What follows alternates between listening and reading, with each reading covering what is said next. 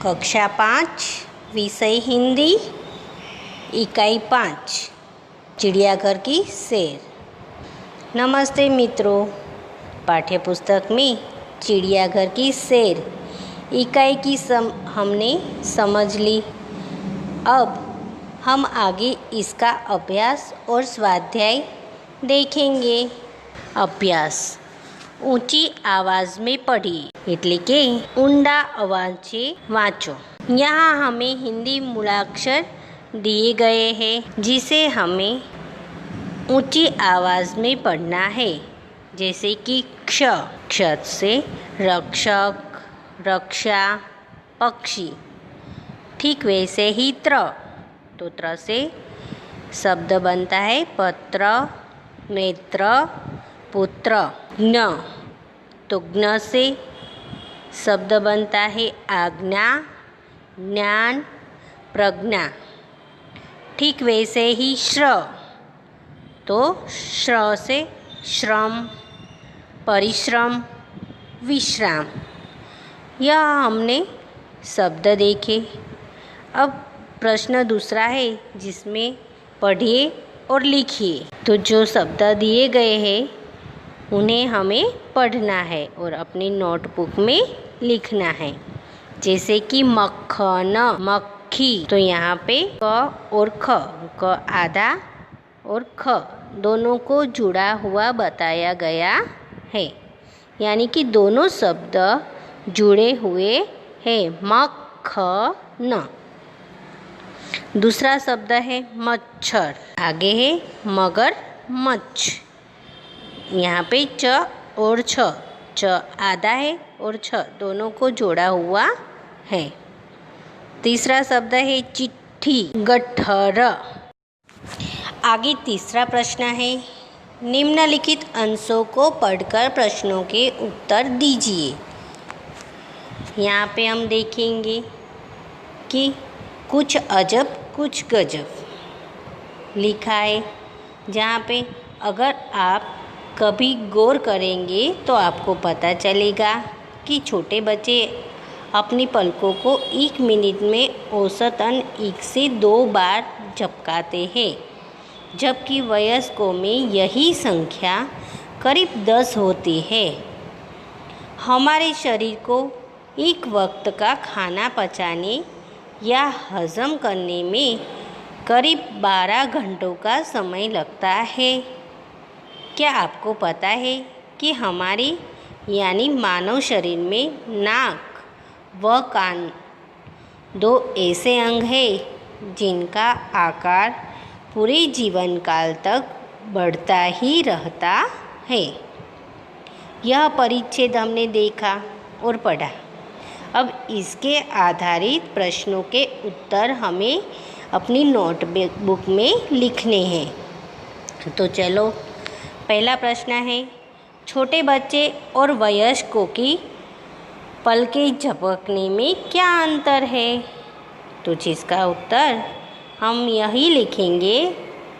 परिच्छेद के आधार पर बच्चे अपनी पलकों को 1 मिनट में औसतन 1 से 2 बार झपकाते हैं, जबकि वयस्कों में यही संख्या करीब 10 होती है। तो दोनों में पलकें झपकने में यह अंतर है। दूसरा प्रश्न है, हमारे शरीर को कौन सा कार्य करने में 12 घंटे लगते हैं?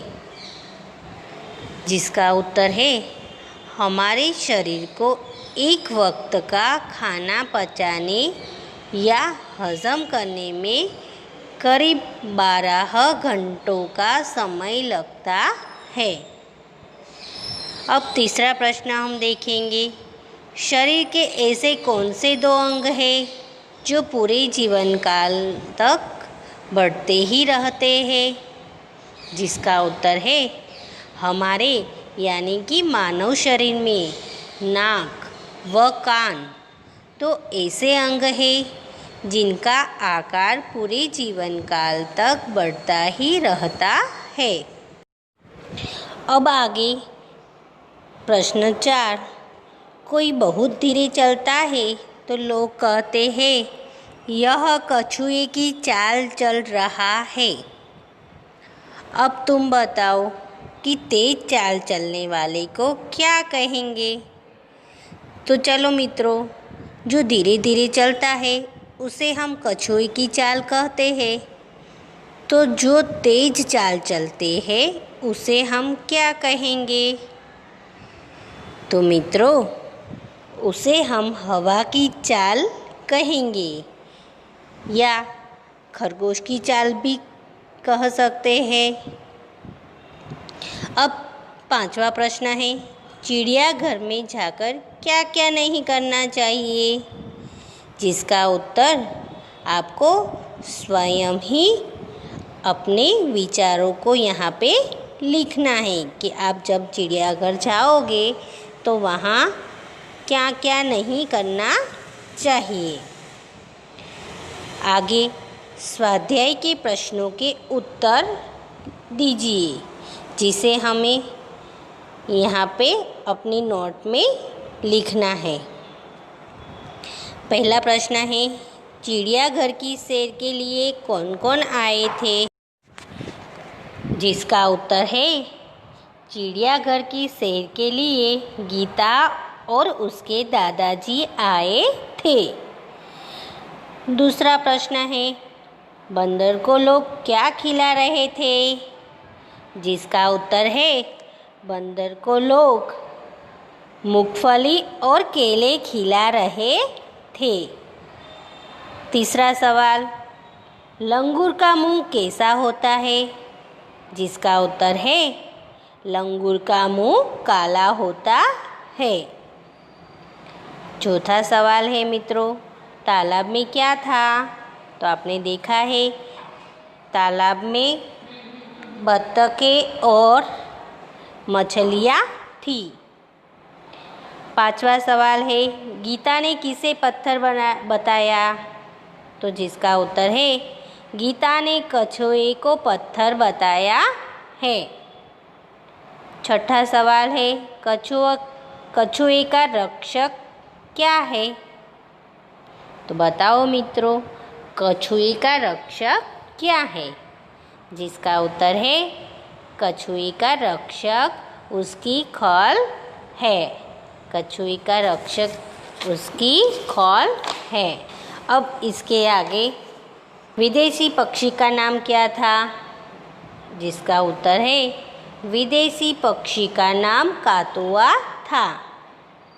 8वां प्रश्न है, सबसे बड़े पक्षी का नाम लिखिए। यह प्रश्न का उत्तर तो आप सबको आता है कि विदेशी सबसे बड़े पक्षी का नाम शुतुरमुर्ग है। स्वाध्याय का प्रश्न नंबर 1 हमने देख लिया। अब प्रश्न नंबर 2, उदाहरण के अनुसार रेखांकित शब्दों की जगह उचित शब्द रखकर वाक्य पूरा कीजिए। उदाहरण है, पेड़ पर बंदर लटक रहा है। जिसके सामने लिखा है पेड़ पर बंदरिया लटक रही है। अब देखिए यहाँ पे रेखांकित शब्दों को किया गया है।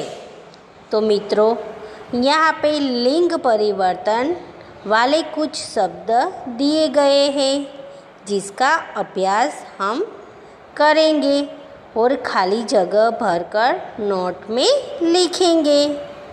तो पहला वाक्य है, तालाब में हाथी नहा रहा है। सामने है जिसका उत्तर है तालाब में हाथनी नहा रही है। तो यहाँ पे मित्रों आप देख रहे हैं हाथी का लिंग परिवर्तन होते ही जिसका उत्तर आता है हाथनी। अब दूसरा वाक्य है, रेगिस्तान में ऊंट दौड़ रहा है। जिसका उत्तर है रेगिस्तान में ऊँटनी दौड़ रही है। ऊँट का लिंग परिवर्तन ऊँटनी हो जाएगा। तीसरा है, जंगल में मोरनी नाच रही है। तो यहाँ पे हम देखेंगे कि यहाँ पे मोरनी नाच रही है। क्या नाच रही है? मोरनी। तो यहाँ पे हम उत्तर में लिखेंगे जंगल में मोर नाच रहा है। तो मोरनी का लिंग परिवर्तन होते ही मोर आ जाएगा, जिसका उत्तर है जंगल में मोर नाच रहा है।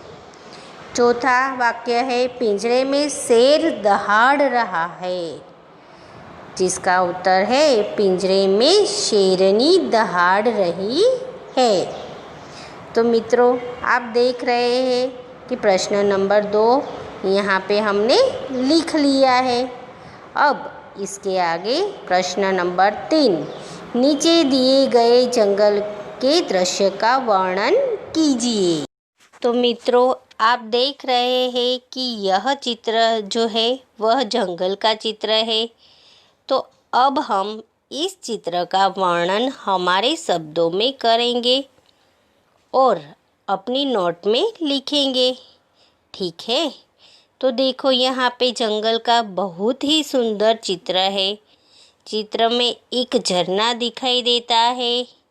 झरने में एक बतख तैर रही है। झरने के एक किनारे हाथी और घास में खरगोश है। दूसरे किनारे पे लंबी गर्दन वाला जिराफ और पास में हिरन पानी पी रहे हैं। एक पेड़ पर बंदर बैठा है और पत्थरों के बीच एक शेर बैठा है। पीछे कई सारे पेड़ हैं। आकाश में पक्षी उड़ रहे हैं। जंगल का यह दृश्य बड़ा ही मनोहर है। चौथा प्रश्न है चित्र के आधार पर रिक्त स्थानों की पूर्ति कीजिए। तो मित्रों, यहाँ पे चित्र दिए गए हैं, उनके आधारित रिक्त स्थानों की यानी खाली जगह हमें भरनी है। तो पहली खाली जगह है खाली जगह जोर से गरजा। तो कौन जोर से गरजा होगा? तो खाली जगह में आएगा शेर। शेर जोर से गरजा। दूसरी खाली जगह है चिड़ियाघर में एक सींग वाला खाली जगह था। तो चित्र देखिए और बताइए कि एक सींग वाला कौन होता है? तो उसका उत्तर है गेंडा। तो खाली जगह होगी चिड़ियाघर में एक सींग वाला गेंडा था। तीसरी खाली जगह में आएगा तालाब में बतख तैर रही थी। तो खाली जगह में क्या आएगा? तो चित्र देखकर बताइए कि किसका चित्र है? बतख का। तालाब में बतख तैर रही थी। चौथी खाली जगह है हरियल तोता टेटे करता है। खाली जगह में आ गया तोता। हरियल तोता टेटे करता था।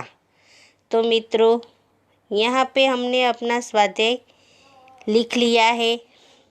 अब प्रश्न नंबर 5 और 6 आप लिख लेना।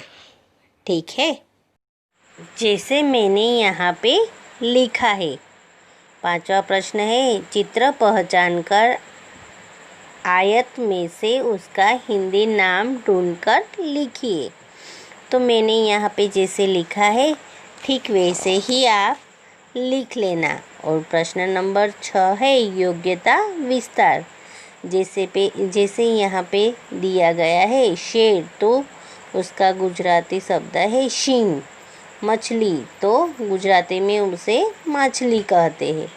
ठीक वैसे ही यह शब्दों को आप अपनी नोट में लिख लेना। ठीक है?